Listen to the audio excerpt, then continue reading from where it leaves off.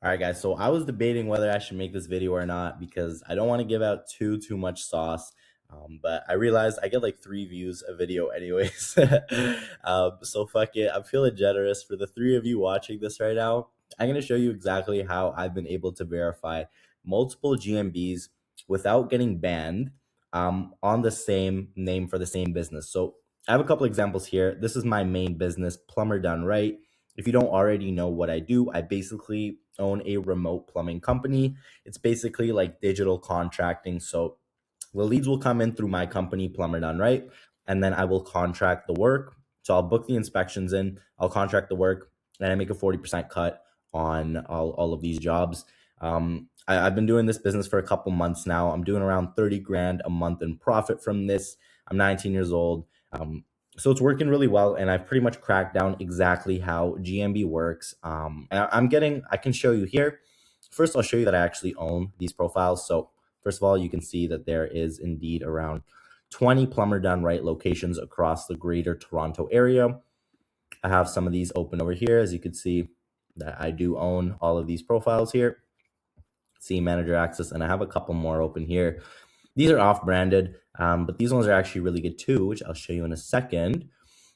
Through all of this, I generate around 500 leads a week. As you can see, 20 leads this week alone from these 3 GMBs, a little bit less than 20. So 50 leads this week from 3 Google business profiles. It's safe to say I know what I'm doing a little bit at least, and I can pretty much show you exactly how I do this. This one was for a client of mine in the water damage restoration niche. Of course, I am in the plumbing niche, so all of mine are listed as a plumber, but I'm basically going to give you the formula and how I've done all of these and gotten all of these GMB pages up without them suspending.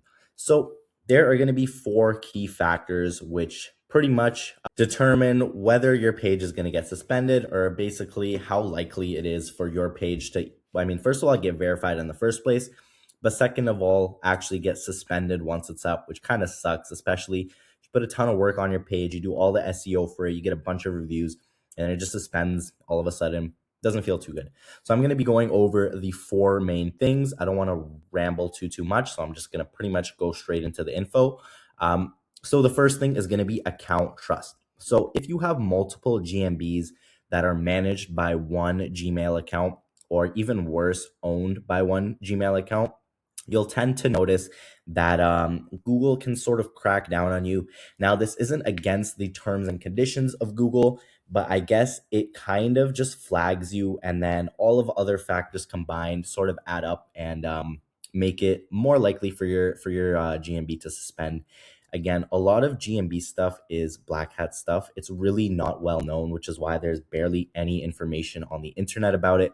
But I try my best to give the information that I can. So if you noticed, all of these are actually managed and owned by a completely different Gmail account, which I now do just to keep all of my profiles safe and lower the risk of them getting suspended. So again, I do not recommend you send yourself manager access on one account. Ideally, you want to be using an aged account that is active.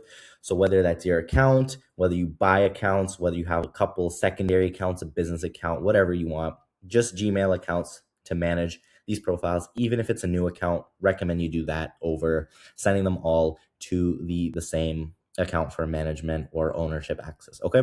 And then again, I also don't recommend changing ownership access at all. If you make the GMB, just give yourself manager access on another account if need be. Okay. So that's the first thing. And then the second thing that goes into this sort of topic is the account age and activity. So again, ideally, you want your account to be older because that sort of gives Google, it's just a green flag, right? Like if you've been active on Google for the last 10 years, they know that you didn't just make this account to make like a fake GMB profile and just like, try to finesse your way around their terms and policies and whatnot. So the older your account, the better. And then the more active your account, the better. So if you're consistently getting emails sent, sending out emails, using your storage and whatnot, just generally being active on the account using Google Maps, the more the better. Okay. And then finally, the local guide level of your account. So if you don't know, the more reviews you leave, the more contributions you basically make on Google Maps. Like I said, reviews, adding photos to businesses, different suggestion on edits and whatnot. That's going to basically increase your local guide level. And the higher the level it is, the more trust your account has, which is going to be good for basically just keeping your GMB profile safe and letting you actually verify GMB profiles. And then purchases, that's another small thing. So if you have purchased storage in the past, you'll see a little circle around your it'll basically be like a rainbow circle around your profile picture. So things like that, if you've like purchased extra storage and stuff like that, also just gives Google kind of a signal that you're a real human, you're a real user, you're not doing anything like sketchy or spammy. Okay, so those are a couple things, and these actually tie into verification as well, not only suspensions. You're just going to have an easier time getting verified if all of these are in check as well.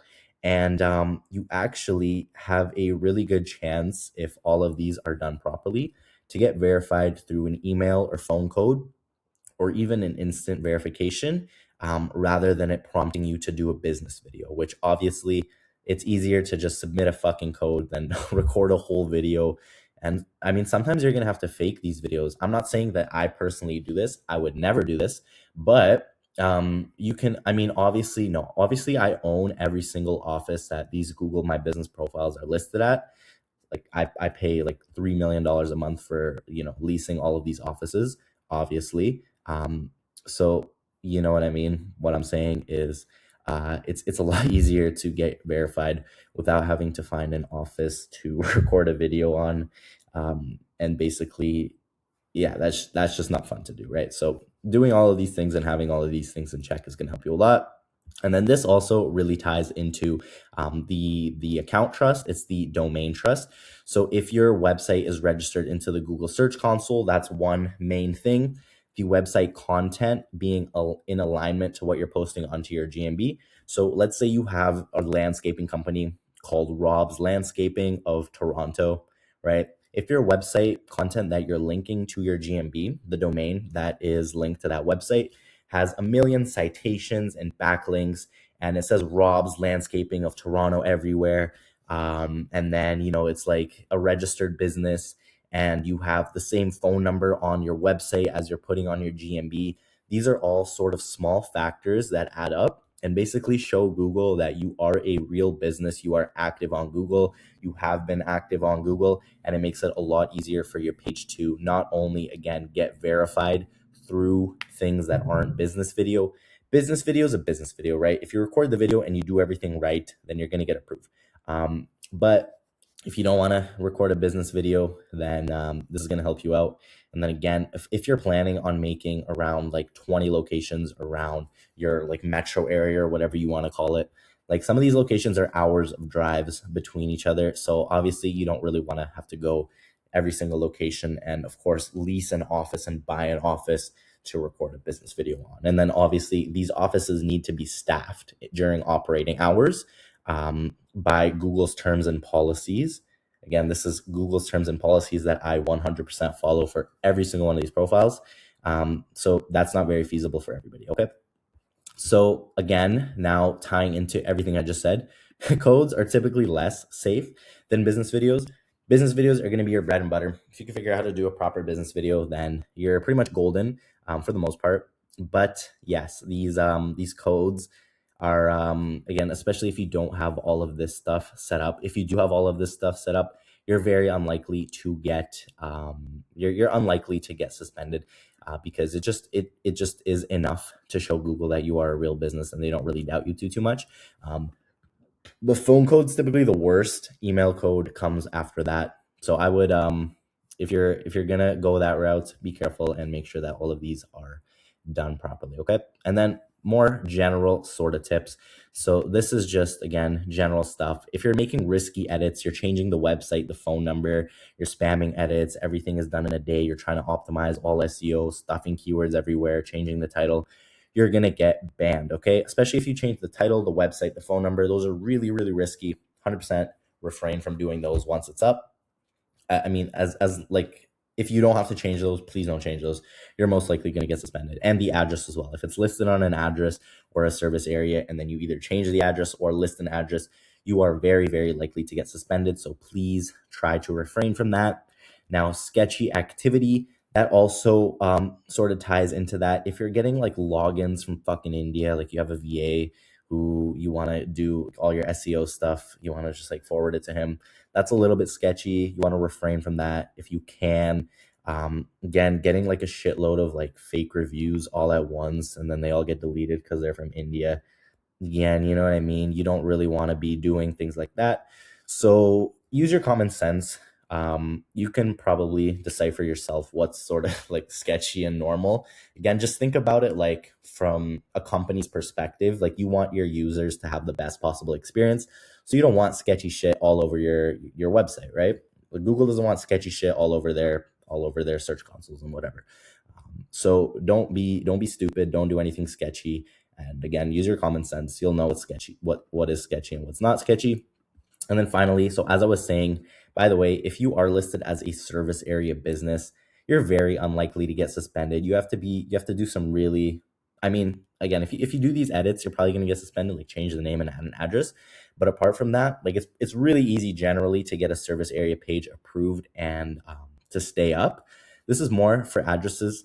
So the actual type of address that you list your page on matters as well.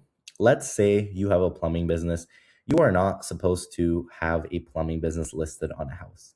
So if you list your plumbing business on a house, you're more likely to get suspended. I don't know exactly if Google goes on the map and sees like the address and sees that it's a house. To be honest, this information, I mean, maybe somebody knows better than me. Correct me if I'm wrong. It's not like publicly available stuff, just because you're not supposed to do it. So there's nowhere really to find out how they crack down on stuff like this. But from what I've noticed, don't list your thing on a house. And then also, if there's a lot of other like GMB, let's say you had a GMB up on a certain address, and then it got suspended, and you tried to put another one. That's another red flag. Like you don't want to be listing GMBs on addresses that have already been flagged and have had suspensions on. And then also, if there's a bunch of other spammy category GMBs listed on like a certain address, you want to refrain from that too, because it kind of just like, I mean, again, from like your perspective, if you've seen a bunch of spammy, like a locksmith GMB and a garage door GMB and a plumbing GMB and an HVAC GMB, all listed on the same address, it's pretty obvious that these are not actually like real operating businesses. Okay. And then finally, variation. So if you're just like spamming the same name exactly word for word and the same phone number and the same like everything, all of the content in the GMB while you're going to create it is going to be the same over and over and over and over and over, you'll eventually just get a flag on it. So if let's say you tried to make a page called Rob's Landscaping of Toronto West, for your next attempt, do yourself a favor and make it Rob's Landscaping of Toronto West, Ontario. That's the province. So province that Toronto's in. So as you can see here, this is kind of why some of these pages are a little bit different, right? You can see ON, which is for Ontario. You can see a comma, small variations for when things didn't work out as planned the first time. And then the phone number as well. If you tried a phone number, ditch it, get a new tracking number and put it in your GMB.